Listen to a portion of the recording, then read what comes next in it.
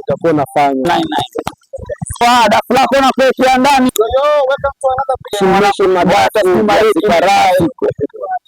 Sasa sabuni wewe unaona, siko confidence.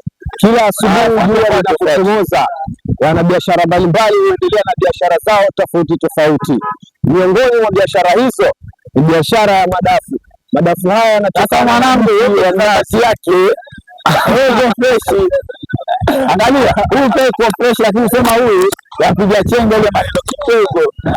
Wewe unapoonekana ndio unaendelea sasa, unapiga kutoka hapo, alafu kabla sasa ukimalizia operation jina lako sasa radio bila wewe tu bwana bila kwa story nani.